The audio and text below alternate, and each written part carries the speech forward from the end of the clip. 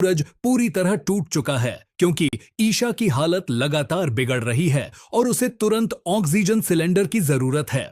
सूरज हर जगह कोशिश करता है लेकिन उसे कहीं से भी मदद नहीं मिल पाती।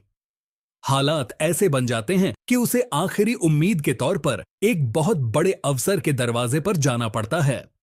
यह अफसर कोई आम इंसान नहीं बल्कि एक प्रभावशाली आईएएस अधिकारी होता है जो पहले से ही ईशा को जानता है।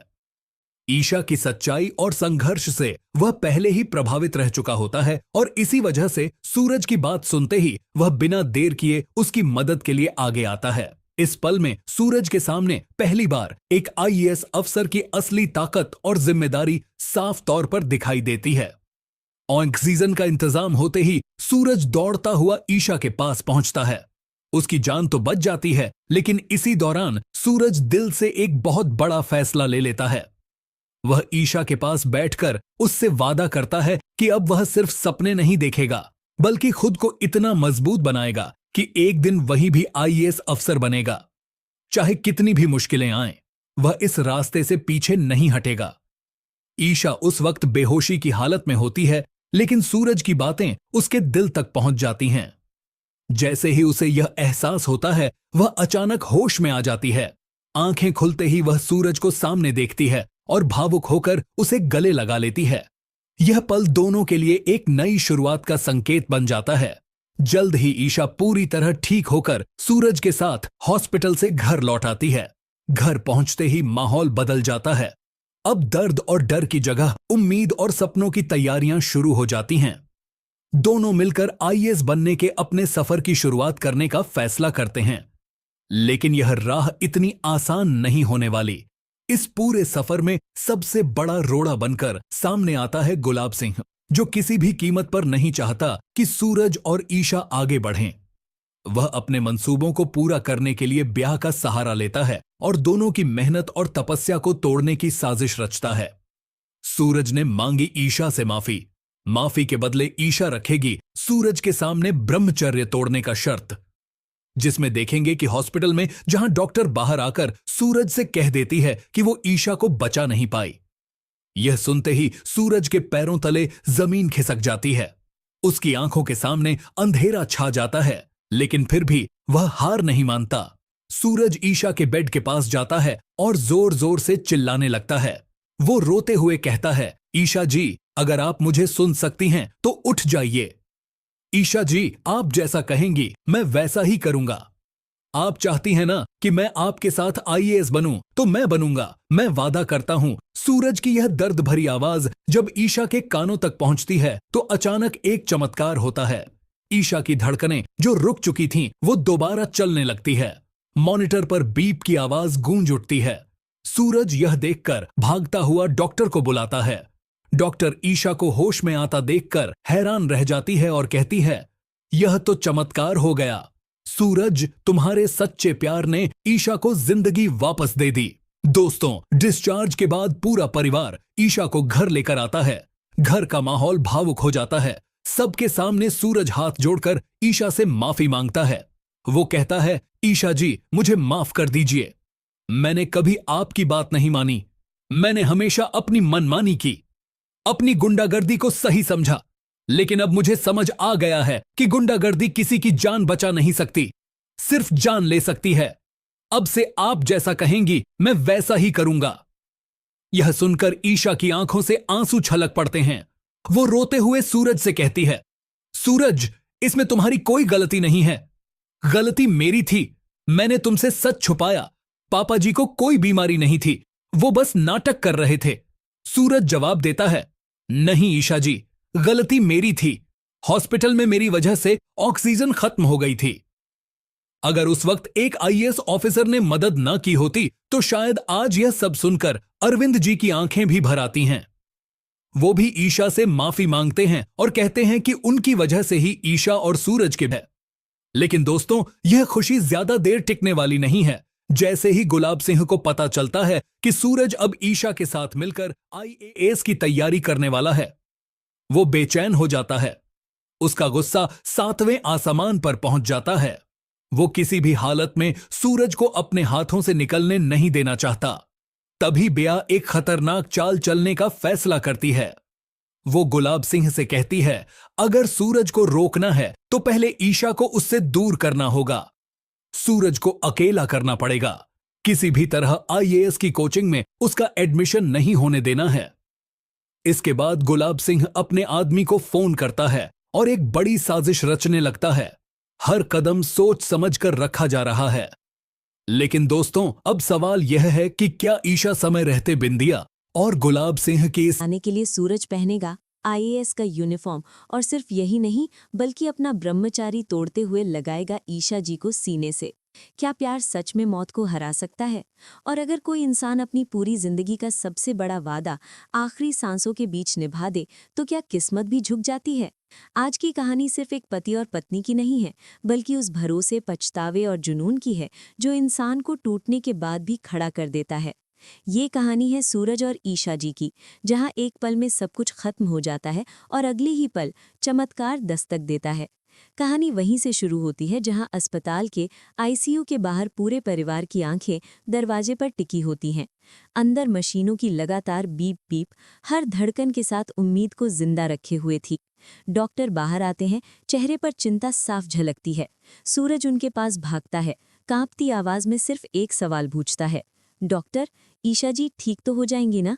लेकिन डॉक्टर चुप रहते हैं, वही चुप्पी जो कई बार शब्दों से ज्यादा खतरनाक होती है। कुछ देर बाद अचानक आईसीयू के अंदर हलचल होती है। नर्सें दौड़ने लगती हैं, हार्ट मॉनिटर की आवाज तेज होने लगती है और फिर सीधी लाइन। डॉक्टर दौड़ते हुए आते हैं, सीपीआर, इंजेक्शन, हर मुमकिन कोशिश, लेकिन कुछ मिनटों बाद वही शब्द जो किसी भी पति के लिए मौत से कम नहीं होते, I am sorry, we declare her dead. पूरा अस्पताल सन्नाटे में चला जाता है। ईशा जी को होश आता है, लेकिन सिर्फ कुछ सेकंड के लिए। वो आखिरी बार सूरज और पूरे परिवार को देखती हैं, आंखों में अनकही बातें, अधूरी शिकायतें, और फिर उनकी पलकें बंद हो जाती हैं। सूरज वहीं खड़ा रह जाता है, जैसे किसी ने उसकी पूरी दुनिया एक झटके में छीन ली हो। ईशा जी के जाने के बाद भी सूरज ये मान दोनों मिलके रोमांटिक तरीके से सीरियल में करने वाले हैं आईएएस ऑफिसर बनने की तैयारियां। ईशा के प्यार का रंग चढ़ता हुआ नजर आने वाला है। सूरज के दिलो दिमाग पे सूरज गुंडागर्दी पूरी तरीके से छोड़ अपने पति, अपने पत्नी ईशा की चंगुल में फंसता हुआ नजर आएगा। उसके प्यार का ऐसा जुनून चढ़ेगा इस सूरज के ऊपर कि अब वो इतनी गहन तरीके से तैयारियां करेगा अब आईएएस ऑफिसर बनने की कि फाइनली दोनों एग्जाम को क्रैक करते हुए नजर आएंगे। सीरियल में बहुत ही इंटेंस ड्रामा चल रहा है। फिलहाल ईशा हॉस्पिटल में है और उसको होश नहीं आया है। अभी तक ऑक्सीजन सिलेंडर का बंदोबस्त नहीं हुआ है, लेकिन बहुत जल्द ही सूरज ऑक्सीजन सिलेंडर ले आएगा और ईशा की फाइनली जान बचने वाली है। लेकिन सूरज ने ईशा को हॉस्पिटल में ही दे दिया है एक बहुत बड़ा वादा, और वादा यह है कि वह आईएएस ऑफिसर बनकर रहेगा, वह भी ईशा के साथ। और ईशा ने ये सारी बातें सुन ली हैं। फाइनली ईशा को होश आ चुका है और ईशा अब पूरे परिवार के साथ घर जाने वाली है। पूरे परिवार के साथ घर जाने वाली है और सब लोग तैयारी कर रहे हैं उसके वेलकम की। उसके वेलकम की तैयारी कर उसकी आरती उतार के उसे बहुत अच्छे से वेलकम करने वाले हैं। उसके बाद सूरज और ईशा दोनों बहुत से रोमांटिक पल बिताते हुए नजर आएंगे, जहां सूरज ईशा के बीच आपको बहुत से ऐसे सीन्स देखने को मिलेंगे जहां बहुत रोमांस धूमधाम तरीके से होने वाला है, जहां पे दोनों नजदीक आएंगे, लेकिन ब्रह्मचर्य की वजह से करीबियां थोड़ी कम नजर आएंगी। लेकिन फिलहाल दोनों पढ़ाई पे ध्यान देने वाले हैं और पढ़ाई पे ध्यान देने के लिए दोनों बहुत गहन पढ़ाई करेंगे। पढ़ाई के बीच बीच में भी आपको रोमांस नजर आने वाला है, जहां पे गुलाब को बहुत गुस्सा आएगा सूरज के ऊपर, क्योंकि वह गुंडा नहीं बना, और बेया को हैरानी होगी कि सूरज ने गुंडा बनना छोड़ आईएएस ऑफिसर बनने की तैयारी करने लग गया है। यह बहुत ज्यादा हो गया है। इस वजह से अब काव्या पे जुल्म ढाने वाली है बेया, लेकिन आने वाले अपकमिंग ट्रैक में होगा बहुत बुरा हाल बंध्या का। यहां पर अदिति का साथ देंगे ईशा और सूरज, लेकिन ईशा सूरज का रोमांस आगे बढ़ेगा या फिर स्टोरी को आगे की ईशा ठीक होगी या नहीं। पति ब्रह्मचारी का न्यू स्टोरी यह होगा कि सीरियल में सूरज और ईशा फाइनली होने वाले हैं एक। उससे पहले मैं आप सभी को बता दूं, ईशा का जो एक्सीडेंट हुआ था उससे मेकर्स जो है वो छोटा मोटा एक्सीडेंट कर दिए, क्योंकि आने वाले एपिसोड में काफी बड़ा कुछ मेकर्स प्लान कर रहे हैं और जल्दी ऑडियंस के साथ ये शेयर भी करने वाले हैं।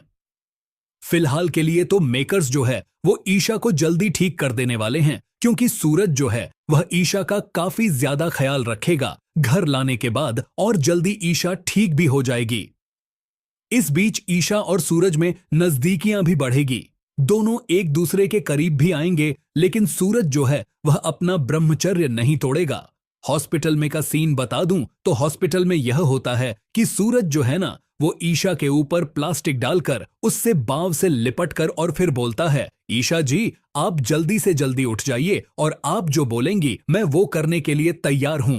तो मैं आप सभी को बता दूं, इतना बोलते ही ईशा के आंखें खुल जाते हैं और फिर डॉक्टर बोलता है कि ईशा अभी नॉर्मल है, इसे आप घर ले जा सकते हैं। और सूरज जो है वो ईशा को घर ले आता है और इसके बाद सूरज जो है वो ईशा का काफी अच्छी तरीके से ख्याल रखता है और जल्दी से जल्दी ईशा ठीक भी हो जाती है। मैं आप सभी को बता दूं, ठीक होने के बाद दरअसल ताई माँ कचौरियां बनाई रहती हैं और ये कचौरियां इतने स्वादिष्ट होते हैं कि ईशा बोलती है अदिति को भी देना चाहिए। तो फिर क्या ईशा और सूरज चल जाते हैं अदिति के घर पे अदिति को कचौरियां देने, और वहां पर जाके देखते हैं कि अदिति का पति अनिल जो है ना वह अदिति पे काफी ज्यादा अत्याचार करता है, उसे काफी ज्यादा मारता है। और यहाँ पर सूरज वापस से अपने गुंडागर्दी पे उतर आता है। सूरज जो है ना वह अदिति के पति अनिल को काफी ज्यादा मारता है और मारते मारते जो है वह ताई माँ के घर पे लाता है, यानी कि सूरज अपने घर पे लाता है और वहां से शुरू होता है एक नया स्टोरी। मैं आप सभी को बता दूं, अदिति को भी देना चाहिए। तो फिर क्या ईशा और सूरज चल जाते हैं अदिति के घर पे अदिति को कचौरियां देने, और वहां पर जाके देखते हैं कि अदिति का पति अनिल जो है ना वह अदिति पे काफी ज्यादा अत्याचार करता है, उसे काफी ज्यादा मारता है। और यहाँ पर सूरज वापस से खड़ा कर देता है। ये कहानी है सूरज और ईशा जी की, जहां एक पल में सब कुछ खत्म हो जाता है और अगले ही पल चमत्कार दस्तक देता है। कहानी वहीं से शुरू होती है जहां अस्पताल के आईसीयू के बाहर पूरे परिवार की आंखें दरवाजे पर टिकी होती हैं। अंदर मशीनों की लगातार बीप बीप हर धड़कन के साथ उम्मीद को जिंदा रखे हुए थी। डॉक्टर बाहर आते हैं, चेहरे पर चिंता साफ झलकती है। सूरज उनके पास भागता है, कांपती आवाज में सिर्फ एक सवाल पूछता है, डॉक्टर ईशा जी ठीक तो हो जाएंगी ना? लेकिन डॉक्टर चुप रहते हैं, वही चुप्पी जो कई बार शब्दों से ज्यादा खतरनाक होती है। कुछ देर बाद अचानक आईसीयू के अंदर हलचल होती है, नर्सें दौड़ने लगती हैं, हार्ट